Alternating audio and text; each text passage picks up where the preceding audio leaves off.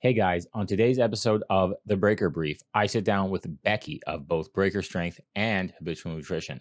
On top of running a very successful creative consultancy company, Bekki coaches CrossFit and runs our nutrition program.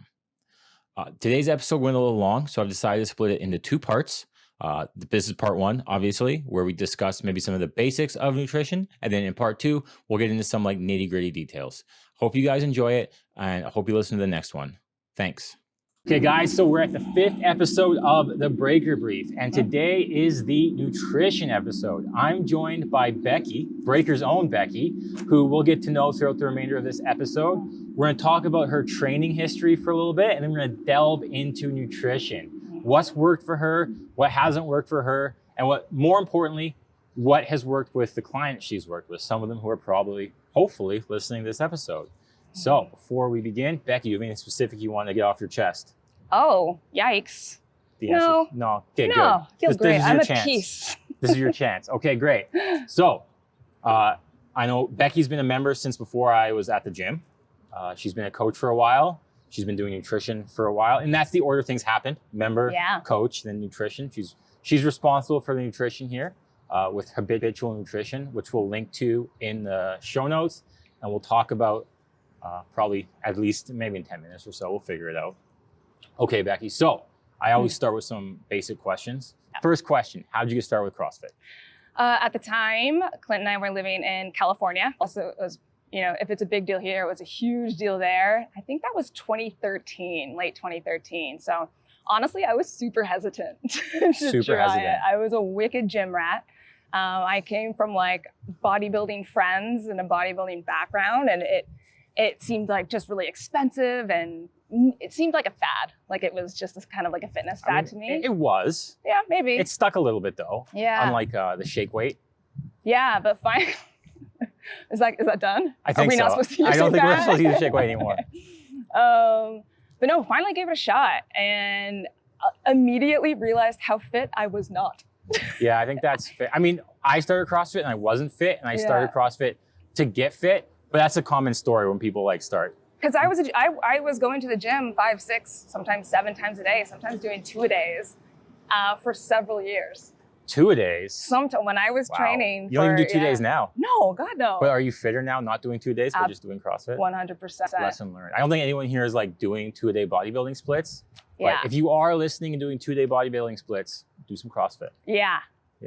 And what was awesome about it too is like, we were kind of new. We were new to California, so we met a ton of people, and that was kind of that was the first time I understood the community aspect of it too, which was huge. Fun fact about Bekki, she's Canadian, but her husband Clint is American. Yeah. But if you met them, you would, and no offense to Bekki, but you would think Bekki is the one from California and Clint's the one from Clint. He plays hockey. Yeah. All that. Bekki, blonde, likes the sun. So it's interesting. It's an aside, something for everyone. Okay, so you started CrossFit in California. Yeah. And then I'm assuming, I know this, but I think it's a general assumption. Yeah. You moved here and you found a gym and you joined. Yeah, in the interim, in between there, I got hurt. You got hurt? I herniated a disc in my back, so I was off for a while. Wasn't sure if I was going to come back to CrossFit. Of course, I blamed the sport rather than my own reckless. to be fair, and I'm not criticizing anyone. Yeah. It probably was somewhat not CrossFit's fault, but the implementation of CrossFit either by you or by your gym, or more likely or more nuanced approach, probably a combination of people, of you going hard, no one telling you not to go so hard. Yeah. Speaking as someone else who's herniated a disc from CrossFit, or from at this point from not really knowing what they were doing. Well, and you could be sneaky about moving poorly, right? Yeah. Like if you're real especially if you're like Bekki and I are both on the upper end of mobility spectrum. And, Megan and I talked about this, about having like flexibility without stability, and I think we're both guilty of that. Totally. Yeah. So you hurt yourself, but you came back. Yep. Yeah. Took some time off, but ended up really missing it. Was back in Toronto after not having lived here for like a decade or something. Didn't have like a new group of friends around this area, and so thought it would be a good way to meet people. And came here. Awesome. Yeah. And then, so you were here, stalwart member of the morning group. Yes. And I guess I've had besides Mallory, only coaches on. So I'm going to ask you the same question I ask all of them, even though you wouldn't consider yourself like a full-time coach. No. A reluctant part-time coach at this point, despite the fact that you're very good at it. Oh, that's nice. But what drew you to coaching? You did, to be same honest. answer, Megan did. It's not something I'd ever considered before because I always still thought I always feel like I have so much to learn. I still feel that way, but you don't realize that you maybe know enough to teach someone else something. For the record, guys, what Bekki just said is why she's a great part-time coach. Is because she realized she had so much. And when she said that, I was like, it made me want to make her coach more because that was the answer that I was looking for. Right. So I don't know if I know enough to coach yet. Yeah. But, yeah, you really want to make sure you're offering value. And for someone who doesn't consider themselves like an expert yet, you question whether or not you can do that. But it was actually really rewarding once you started and you realize like, yeah, you can actually share some information that other people don't have yet. So, and you're such a positive person in the morning. It's just a benefit. Not all of us are. Yeah, I've always been a morning person ever since I was a kid. Okay, and so coaching, what's like a lesson? Just real quick, I don't want to like skirt through, like I don't want to just blow through everything. So what's something that you take away from coaching? Like because I always think that even like, I think part-time coaching of CrossFit, if you're in the right environment, can be great. Like almost all of our coaches here are part-time, and it's something I've like gone back and forth on. I'm like, oh, coaches shouldn't be part-time. And now I believe that some of the best coaches I've seen are part-time. So what's kind of the benefit? Because you don't need the coach, you want a coach. So what's kind of the benefit there with it? Well, there's definitely a selfish benefit in that I became a better athlete from having to watch people move and, read coaches' notes and watch videos and stuff like that. It's certainly helped me with my own fitness.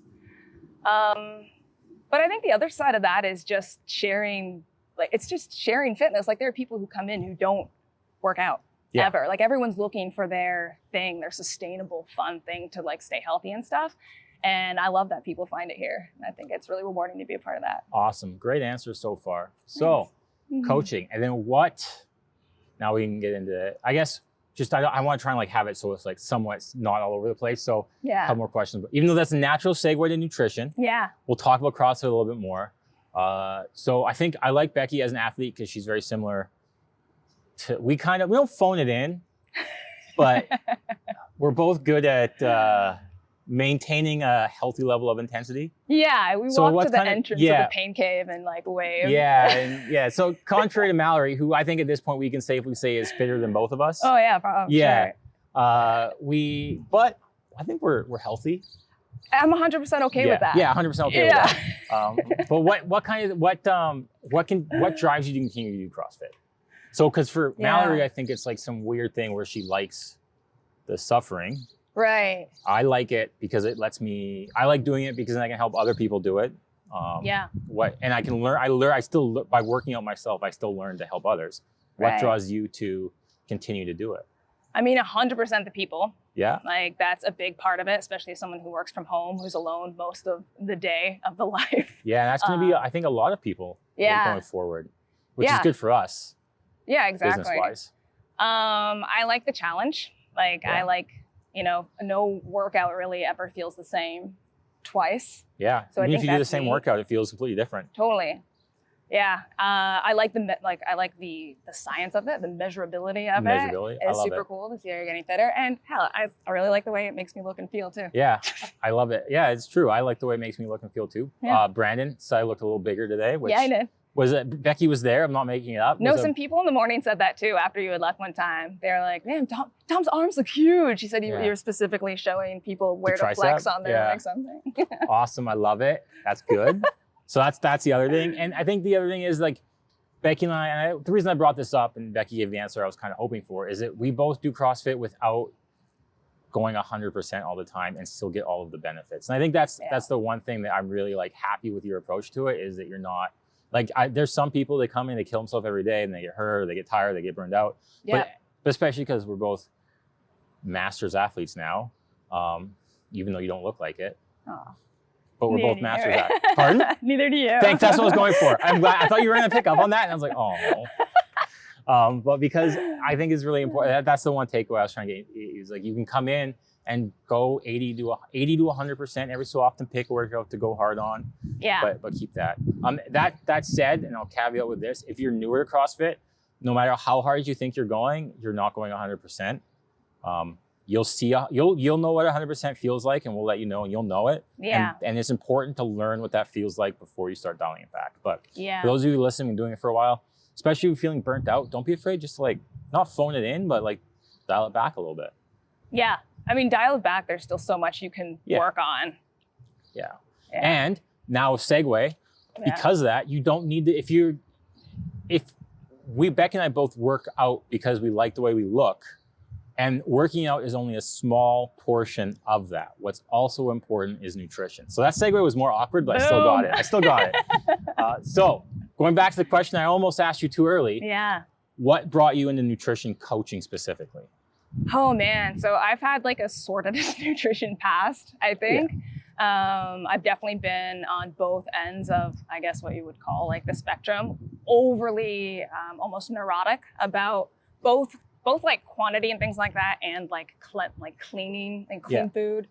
And I've been on the flip side of that, where like I don't really care and I really like to drink, and I've spent a couple of years in both those lanes. But I think I'm at a place now, and don't get me wrong, I'm still learning and still working on stuff myself, but where I've got a solid foundation, and I've tried and a whole lot of stuff that doesn't work, and that I know doesn't work, and that a lot of people out there are trying. Yeah. And I would love to help them skip some of the less fruitful paths that I went down. Yeah, and that's the same reason I like coaching, is like I've made so many mistakes in strength and conditioning that now I'm just like, don't do this. I did it. It doesn't work. Trust me. And it's hard because like you can't get through to everyone, right? Yeah. Like some people need to go through those. Yeah. I mean, I definitely don't think I would have. I thought about this. I don't think I would have listened to me. Like if a 25-year-old met 35-year-old me. Yeah. I don't think that there would have, and I think 35-year-old me would have hated 25-year-old me for that reason. Yep.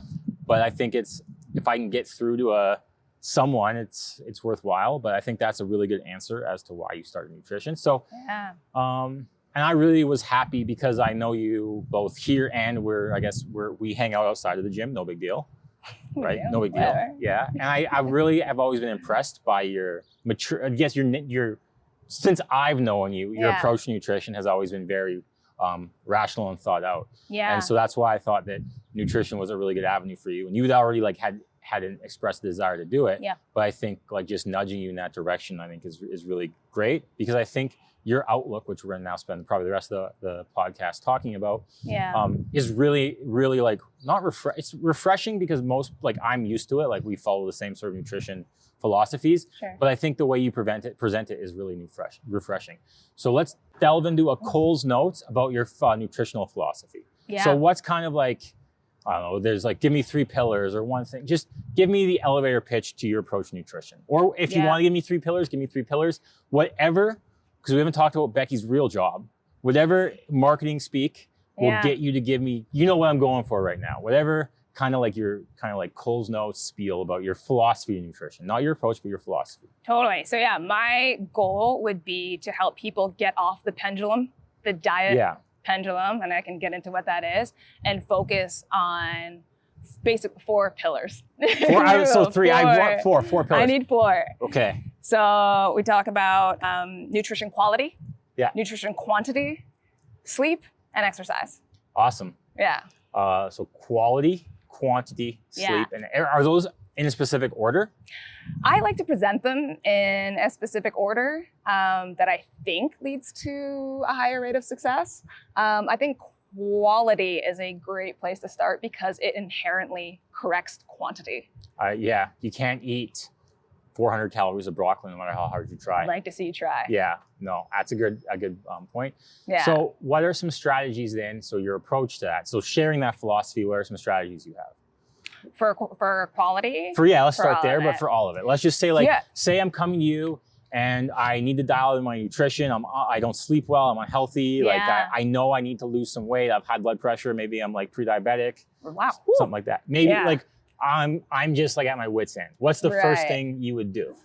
So my favorite thing to start with, and it usually surprises a lot of people when they come to like lose weight, is to add the good stuff. Add the good stuff. Right? So don't even worry about like counting calories or cutting out like your favorite treats or things like that just yet. Why don't you just add some of the good stuff and see if that naturally kind of removes some of the space for the less the good stuff stuff being whole vegetables? foods. Whole Yeah. foods. So Okay. we're talking about like food, not food product. So like fruits, vegetables, lean meats, dairy if you like it. You know, there's a lot of leeway in there. You can be vegan and do this.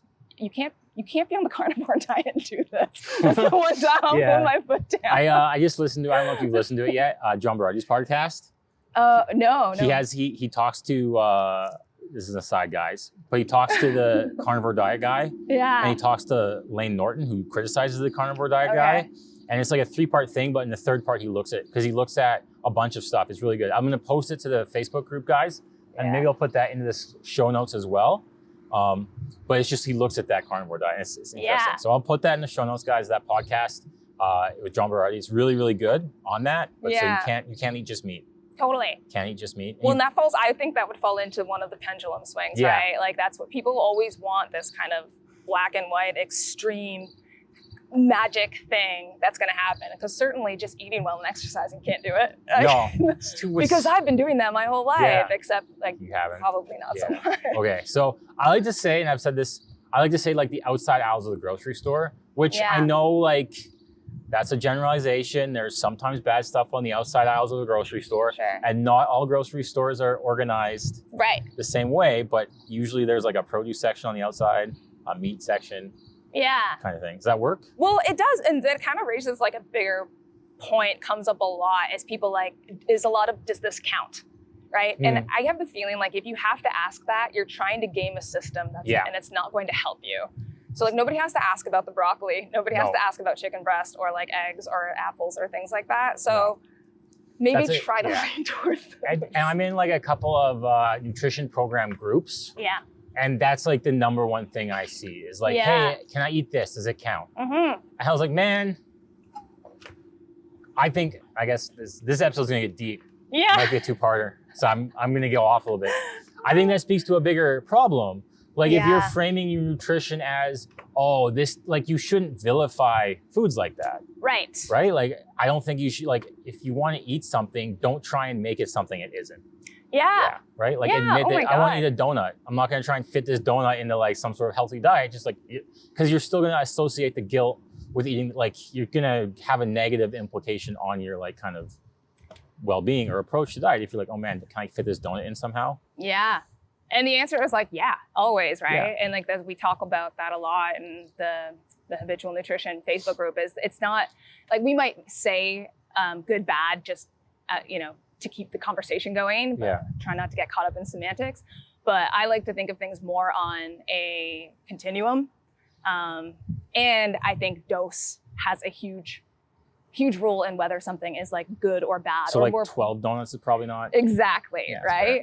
Yeah, so I'll cut down to 6 matters. today. I'll eat only 6 today. Thanks. Okay, awesome. So adding stuff in, I like that. And I think it goes to that. Like if you want to have a donut, but you eat a whole set, like it's going to be hard to eat the donut if you've eaten a giant salad full of fibrous vegetables. Well, and it's hilarious that what a lot of the remarks I get from like the first couple of weeks of the program is like, I can't believe how much like I have to eat, or I can't believe how much, it seems like so much food. And that's why addressing quality kind of corrects quantity. Yeah. Okay, so that's the first thing. So let's talk so quantity. Yeah. So we've kind of already touched on that. We have, although it's worth saying that like you can still have too much of a good food, depending on what your goals are. You know, probably not something you need to worry about if this is like the start of your nutrition journey. Yeah. But if you're like, real lean, or like you're close to like your goal weight or whatever, you just want to see what maybe like sub 10 more pounds feels like, you still have to address quantity. And I would say also like, don't actually go eat a whole head of broccoli regularly. Yeah. Keep speaking from personal experience. Yeah. There is a such thing as too much fibrous vegetables, but and I think that's important too. And it goes there's a bug on me. Quantity goes both ways too. Like we now have some members who might need to eat a little bit more. Sure. I think that's always interesting. That's something I personally, like, as we were talking about earlier, I didn't commit to like eating bad food, but I committed to eating a little bit more to support my training goals. So when would someone know it's time to do that? Time to eat more? Yeah. If you're within a healthy weight range, if you notice that your training is maybe suffering a little bit, if you've been plateaued for a little while, maybe some of your lifts especially, if you're not sleeping super well, things like that, those might be all good indications that it's time to take a more calculated look at your diet. That was a leading question. Those are all things I was suffering from before I started eating a little bit more. Yeah. Mostly my training. I wasn't happy with my strength progress. Awesome. And so when should someone know, because I don't think, and I think we're in agreement with this, the first thing you shouldn't do is limit your quantity of food.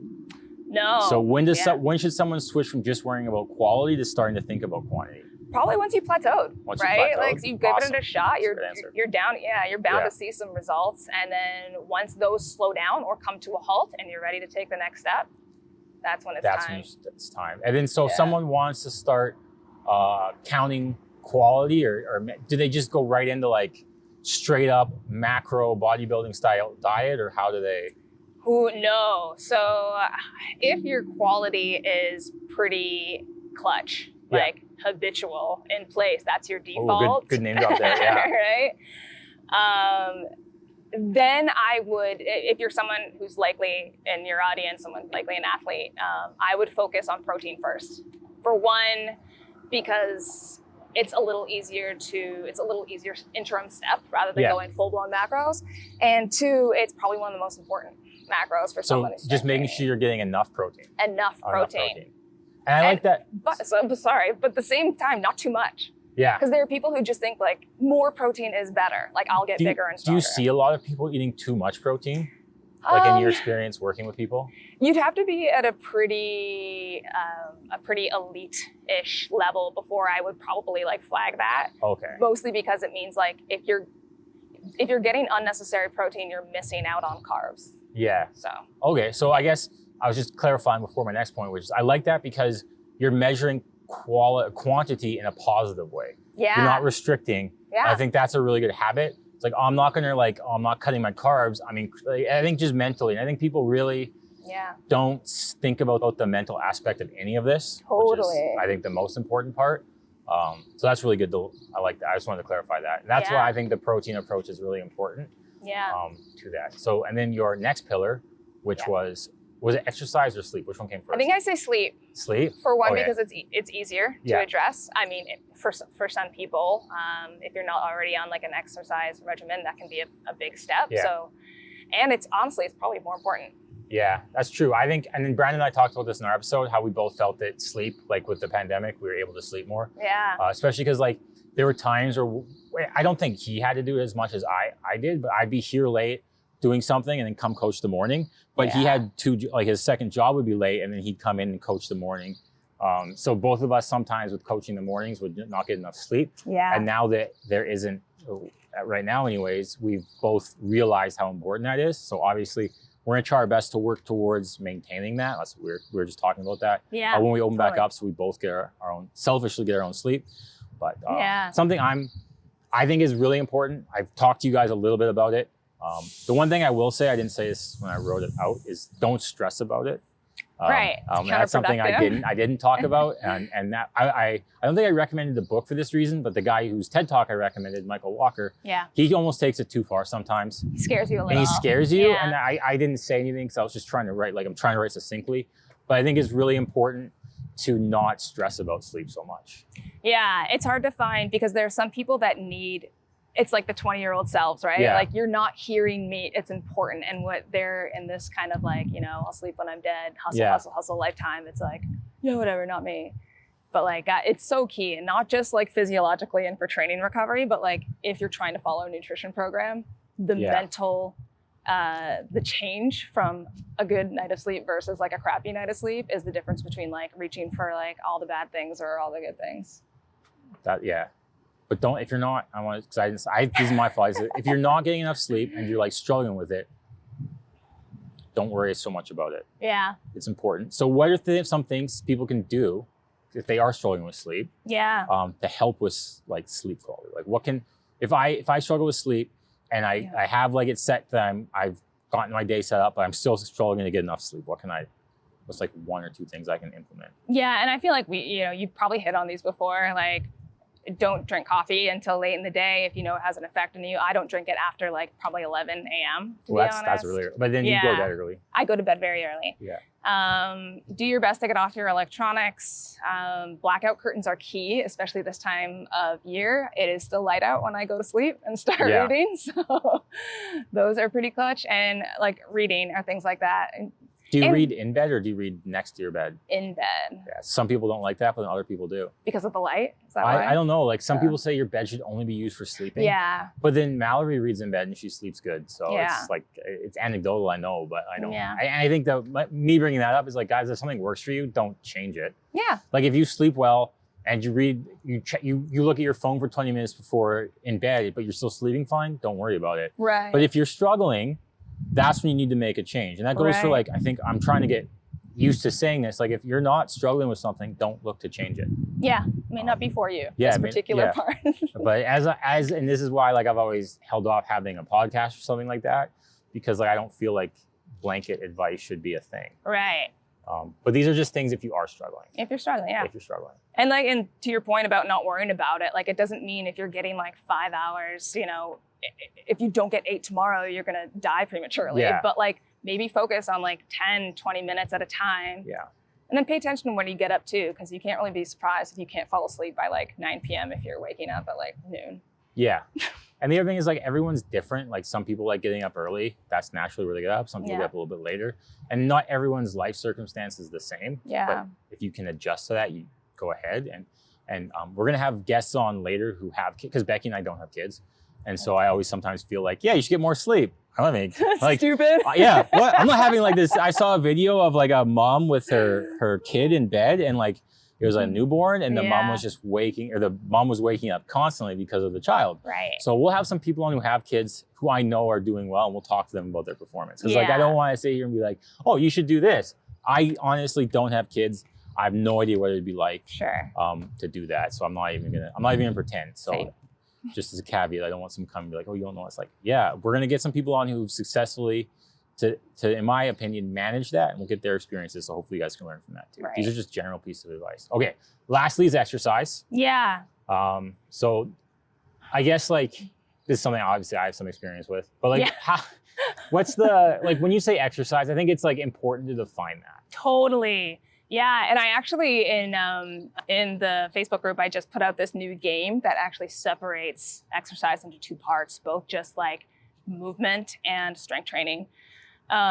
So exercise can be anything from like walks. Like I freaking love walking. Some people like will tell me like, oh, I don't really exercise, but I walk like an hour a day. I'm like, that's great. That's like a really low impact, like wonderful way to exercise. Like we're talking about just moving here. So like walking your dogs, going for a bike ride, it can be leisurely stuff. It doesn't have to be like intervals on a treadmill. And then I think strength training is important for everybody. And this doesn't really, I feel like it doesn't get said a lot. Like, I don't think it's controversial, but like, is it? I don't know. I mean, I guess like I follow the people I follow for nutrition on Instagram, which is obviously where you get all your information these days. They all talk positively about strength training. Oh, yeah. But like, is it you're saying it's controversial that you need strength training? There are just so many people who have different fitness routes, right? Like whether it's like running or what if you call it like resistance training? Totally, yeah. Because then you can, I think you, as we found during this pandemic, you can use your own body to do strength and resistance training. Absolutely, yeah. Yeah, I wish there was just like a little more focus on gaining and maintaining some muscle mass so that we can age kind of gracefully. I think that's really important, especially with like bone density and all of that. Yeah. And I know that for bone density, this is older now. This is back when I was like reading way more science about this stuff. But loading yourself with like a barbell or a dumbbell is a really good way to build bone density. Totally. I have no idea if body weight does that, but like you can add exercise that's resistance training with your body just by doing push-ups. Yeah. That's strength training. Yeah. Totally. I didn't know it was controversial to be pro strength training. And maybe it's just not like, it's not so mainstream yet. Like we're so, It's actually really funny to tie like exercise to nutrition. And this outlook I've been thinking about lately is people have no problem exploring different fitness avenues to find what they like, right? They'll try yoga, they'll try, swimming, CrossFit, Orange. What is that again? Orange Theory. Are they still around? I don't know. Okay. Or I think so. They'll try a bunch of stuff because they know like they need to find something they like to sustain it. People don't do that with nutrition. People pick like a thing that is going to be so miserable for them. Yeah. Right? Like you'll have someone who like lives for homemade pasta who like decides like the only way for her to lose weight is keto. Yeah. And then they'll go keto and it'll work because like it's a calorie. A whole bunch of water weight. And you're restricting, if you're limiting your food choices, you're inevitably probably going to restrict your calories. Yeah. But then it won't stick. No. Like, I don't know there's obviously people, like I know of people who are like keto for life. Yeah. And they look great. But most people, I personally don't know anyone who's like keto for life and maintains that. I don't. I just see people on Instagram who apparently do it. Yeah. But I don't know anyone who's maintained keto for life. And I just wish people would try to make their nutrition plans more reasonable and fit into their lives. Yeah. Like you don't see with fitness someone who's like, oh, I'm like super uncomfortable with confrontation and I don't like being in like close quarters with other people and I have like a crippling fear of gym mats, but like the only way for me to get fit is MMA. Yeah, that's true. But they do that with nutrition. They choose the hardest, most extreme thing. I think it's because there's so much conflicting, like if you go to the gym, you can exercise, but a lot of people will hire a trainer or they'll go to a gym like ours. Yeah. But with nutrition, you can start, it's easier almost to start on your own, which is, I guess, a positive and a negative. Yeah. The negative being there's so much information out there that's just not correct. But like, whereas like a push up, a sit up, and going for a jog are kind of like universal. Yeah. Interesting. Okay. So we got the exercise, we got your pillars down. So we got the basics. We talked about it. I think that's good. What's one thing that you personally struggle with in nutrition? So I still catch myself making like silly rules. Yeah. This is actually like a great example. It's summertime. Like I freaking love summer. I'm very into this weather. It makes me want to be outside. Because you're full California. Exactly. Yeah. That's what I mean, guys. When I said that Bekki is the one you think was from the States, aka California, I wasn't lying. No, for sure. Like I love being like on a patio. I love to, it's weird from a nutrition coach, but like I love a day drink every now and then. Yeah. And so sometimes I find myself like, I'm like, okay, I'm trying to like dial in my nutrition or whatever. And I'll make this rule that like, Monday through Thursday, I'm not going to drink. And then sometimes like something will happen and you will. And it's reminding myself that like, that's fine. Like the whole point of this balance is to live healthily, but not hate your life. So I guess, cause I'm the same way. Bekki and I both drink. Yeah. I guess we're not like, there's a lot of fitness professionals now who are anti-alcohol. Yeah. And I understand why. There's a lot of negative. There are negative health associations with alcohol, but if you enjoy it, like don't cut it out of your life. Yeah. Especially if your life is genuinely if things are going pretty well for you, don't really need to cut it out. So what is a strategy that someone can use? Because to instead of making a rule for themselves, like what's something someone can do to almost not limit, I don't like the word limit, but just kind of manage is better, manage that alcohol consumption, or say it's not alcohol because there's a lot of connotations with that. Let's say like they really like having a cookie now and then. Yeah. So replace your glass of wine with a cookie. How can someone kind of manage that without making rules? Yeah, there are a couple things I like to suggest that people do with that. For one is it's all about being mindful, right? Because there are so many times where it's like, oh, I'm someone who likes cookies, and you'll act on that just because of environment, right? Like everyone's at work right now, but like the break room or, at home or something, there might not even be cookies you like that much, but like, you're like, I'm someone who eats cookies. So like, I'm gonna do that. So I really like the, was it Marie Kondo with the Spark Joy lady? Yeah. I really like how she has you put all your stuff in the middle and pick like your most favorite things. And I think my theory is that she does that because then you have to use this most favorite thing as like a point of reference for the joy the rest of the things bring you. That's smart. Yeah. So my thing is like, be mindful, figure out like what your favorite treat is, what's like really worth having that indulgence. And then like do your best at ignoring the ones that aren't so worth it to you. So even if like, oh wait, Yeah, it's okay. So even if like the cookies are there and you know they're ones that you're not like super crazy about, tell yourself like, I don't want this one, but like tomorrow or when I get home, whatever, I'll have the one that's worth it to me. So make it worthwhile. Yeah, and make it worthwhile. And in doing that, you create space between like the thing and needing to have the thing. You're like, I can have a better thing later. And sometimes later comes and you're like, actually, I'm good. Yeah. So that's one of them. And my other favorite thing that I've told multiple people is if you have like an indulgence or whatever, cool, just don't do it on back-to-back days. Yeah.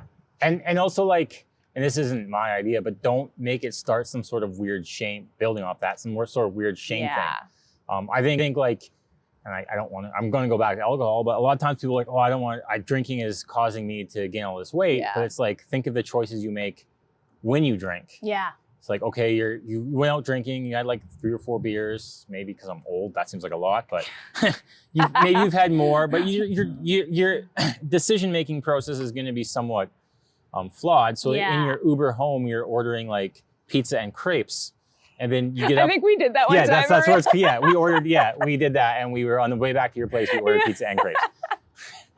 That's where it came from.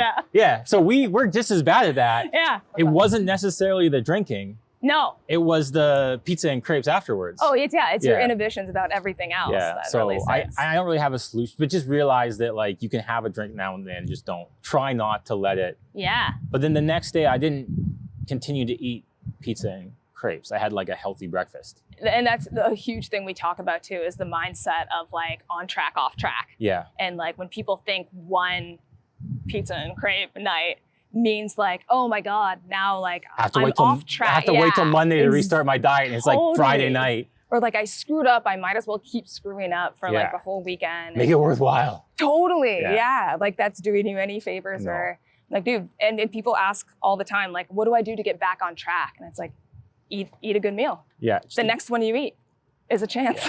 Yeah. I know you're a fan of a big salad. I love a big salad. What other kind of like, sort of like quick meal choices can someone make to get back on track? Ooh.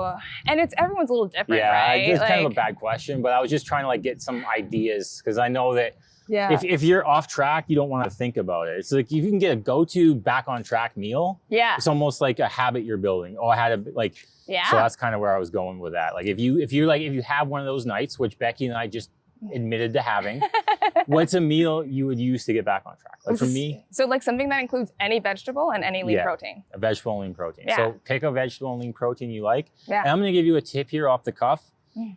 Make something that you can put in your freezer. So like if you have like a freezer back on track meal that you get up the next day, you pull it out and you can warm it up. It'll help. Like for me personally, like I think that's a strategy that works is Mallory and I have like a lot of like random meals in our freezer for things when we do get off track. Yeah. I'm a big fan of that. Oh, I was just gonna say something. What was it to do with? Oh, speaking like to your what you're talking about is environment is another thing we talk about all the time. Is don't have stuff you don't want to eat or have eaten in your home all the time, right? Yeah. Your lean proteins and vegetables can't compete with the convenience of a bag of chips. So the option is either don't have the chips or whatever the thing is there all the time. That doesn't mean you can't have them sometimes. Just don't have them in your house all week. And then make the stuff that you want to eat like accessible, ready to go, easy to grab. And I like this. I heard this a long time ago. The first time, like I guess I haven't talked about it, but I have had like a more aggressive history with yo-yo dieting than most people. But one thing that like really helped, I forgot what I was going to say now. If something really helped me. Oh no, I just drew a blank. Oh, don't go grocery shopping on an empty stomach. And that was to build off what Bekki said about not having this food in your house. If you go grocery shopping on an empty stomach, you're more likely to make some bad choices there. Totally. And that was something that at one point I lived across the street. Like I had to walk through a grocery store from the bus stop to my house. And that was always a struggle because I literally had to walk by candy and whatnot. So yeah, I definitely always try to say it's easier to exhibit willpower in the grocery store than it is at home. Yeah. In a pinch. And have a list. So have a list for your grocery shop. Helps. I mean, right now we're instant carting, which is actually like really big. Yeah. because we're not even going to the grocery store for the most part. Yeah. Awesome. Okay, so we talked about your mistakes. Yeah. Your biggest mistake. What's one thing people could implement tomorrow? Like if you listen to this and you want one thing to implement, it's probably just gonna be eat vegetables. It is. And I think like at the heart of that is like, if there's anything I can say to you or you can say to yourself to stop trying fad things, like to just understand that quality and quantity are what affects your body composition. Focus on being brilliant at the basics. Great point, Bekki. And I'm sorry to cut you off. Thom here from the future, letting you know this concludes part 1 of our 2-part series on nutrition. Sorry for the lack of seamless transition. I didn't expect the conversation to go quite so long. We have another fun-filled episode coming up in 2 weeks, and I hope to see you there. If you have any questions in the meantime, please let me know in the comments below, or you can let me know at thom@breakerstrength.com. Thanks for listening. Hope I see you again. Bye.